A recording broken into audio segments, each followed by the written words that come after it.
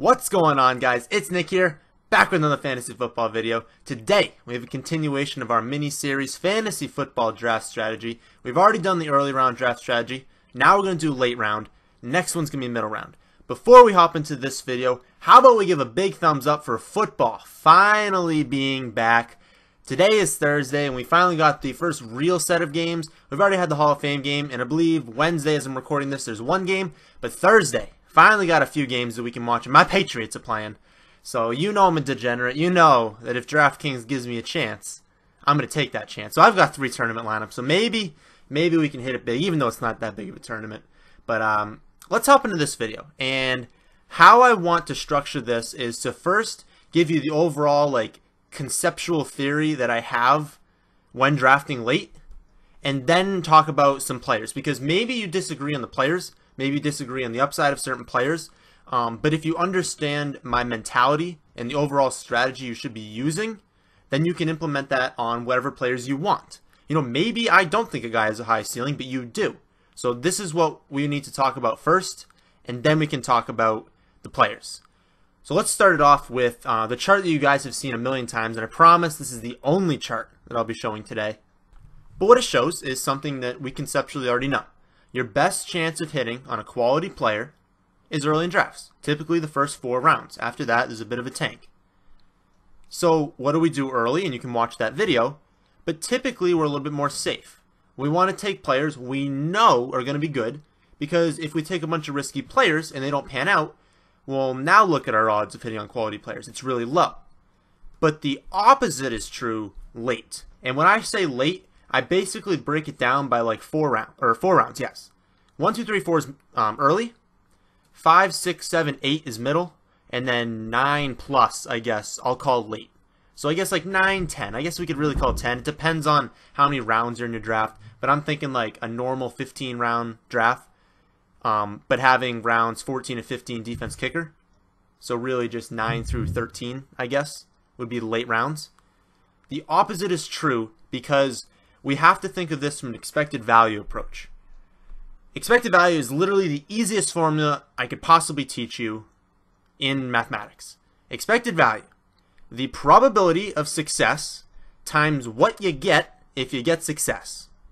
So if the probability is 50%, the expected value is just 50% times what would happen if it came true. Since the probability is so low later on, we need high upside. Because if we hit, we don't want to hit on some scrub that barely made the list of startable players. We want to hit on Jordan Howard. We want to hit on a guy who's going to end up as an RB1. And if it doesn't happen, then oh well, we drop them. But it's much more valuable if you hit on your late picks and they're actually startable options. You can hit in the late pick, but him just being a fill-in. Would you rather hit on Tyreek Hill or someone who finishes 30th? And obviously, you're saying, well, okay, but it's a lot harder to. Yes, it is absolutely more difficult to hit on a wide receiver 1 or running back 1 late. But some of you aren't even taking a chance because you're taking players who have a 0% chance of being that. I would rather draft a guy who at least has a chance to be good and to be a great option on my team. So I'm going to break this down with a few different players, and then maybe at the end I'll just go over a little bit of a summary. John Ross, going as wide receiver 54. I can tell you right now, John Ross has a 0% chance of being a wide receiver 1. He would need to have the luckiest touchdown season in the history of fantasy football to finish as a wide receiver 1. But some people are drafting him in PPR leagues ahead of much better options. This is PPR, average draft position on Fantasy Football Calculator. So this is the best I can do for you. Wide receiver 54. Now, AJ Green is firmly ahead of him. Joe Mixon will be involved in the passing game and the running game. Tyler Eifert's firmly ahead of him. So you're going to draft a guy who is really just a deep threat, who's got a massive injury history. I mean, look at John Ross's injury history real quick. 2014, MCL tear. 2015, meniscus tear. Also tore his ACL there. 2016, shoulder tear. He is a very small and very injury-prone player. So you're taking a ton of risk, and you're not really making up for it in the upside. So you say, well, okay, who could I draft that it's a ton of risk, and I'll make up for it in the upside? And it's going later. Well, why not Josh Doctson? Everyone hates Josh Doctson. Not everyone, but a lot of people hate on the pick. Why? He's similar to Kevin White, but he has a ton more upside than Kevin White. But Josh Doctson has wide receiver 1 upside this season, technically. Will it happen? Probably not. But why not take the shot? Because he's been compared to A.J. Green. And Terrell Pryor's great, but he's a new wide receiver. And is there a world where Doctson takes over? Absolutely. If he can stay healthy, and he can be the Doctson we know he can be. But what happens if Josh Doctson doesn't work out? You drop him. That's what happens. And it's not the end of the world. Because he's going in what, like the 12th round? To be honest, your 12th round pick's probably going to be dropped. I hate to break it to you, but it's probably going to be dropped. So I would rather take a guy who's got a ton of risk, but a ton of upside late.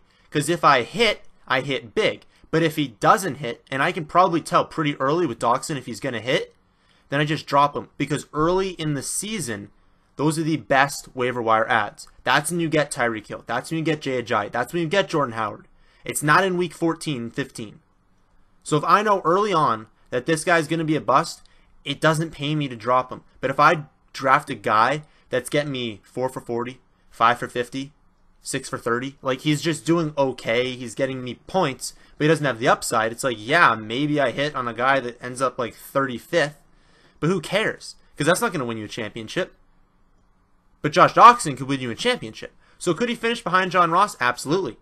But I would much rather take the chance that he finishes as a 1, which he can.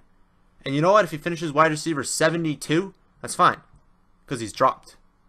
So that's a kind of a wide receiver approach. Same thing for running back. It's a little bit difficult to do running back because a lot of those guys going late, I guess, have upside if someone gets hurt. But why don't we talk about Jamaal Charles? How about we talk about a guy that in no world will be getting the workload, the overwhelming workload. And then you look at his injury history. 2014, 2 concussions.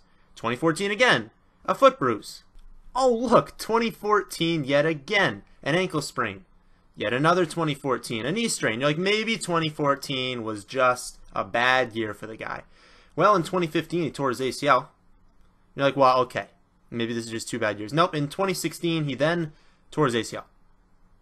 No, I'm not going to draft a guy who has the most injury risk in the entire league, and if he doesn't get hurt, he's not going to be anything. I mean, he's on the bubble right now. He might not even make the team. And we're drafting him as running back 44? When you could draft another Williams and Jamal Williams? Could Jamal Williams bust? Absolutely he could bust. Could he finish outside the top 50? Absolutely. But at least he has some upside, whereas Jamaal Charles doesn't. He's better at pass protection, a ton better at pass protection than Montgomery is. He's actually played running back for a larger period. And do I like Montgomery? Yeah, I like Montgomery. But could he get hurt? Yeah, he could get hurt. Could he just be taken over because I do believe Jamal Williams is a great running back? Yes, he could. And I'm going to take that chance this late in the draft. Because you know what? If it doesn't work out, it doesn't matter. But at least I took the chance. Even if you love Ty Montgomery, and honestly, even if you drafted Ty Montgomery, I don't draft handcuffs. But sometimes, you just got to do it. I would prefer to just draft Ty Montgomery or just draft Jamal Williams. But even if you are someone who is all over Ty Montgomery, it's worth taking a shot on Jamal Williams instead of Jamaal Charles because at least Jamal Williams has a chance to be a RB1. Now, there's actually a few guys I could talk about that are going a ton later than Jamaal Charles. One of them is Burkhead. What is Burkhead right now? No clue. But he's going as running back 61, and he's got a chance to be something special this year on the Patriots. Could it be frustrating going? Absolutely. But he's got some upside. He's also a double handcuff for those of you who love handcuffs. James White goes down, in steps Burkhead. Gillislee goes down, in steps Burkhead. And to be honest, I think the competition is a little closer than people making it seem. I want to see tonight what Burkhead does. But even right now, you guys are drafting right now. What if Gillislee goes down? How many rounds does Burkhead shoot up? And even if he doesn't, this is what I'm trying to get at.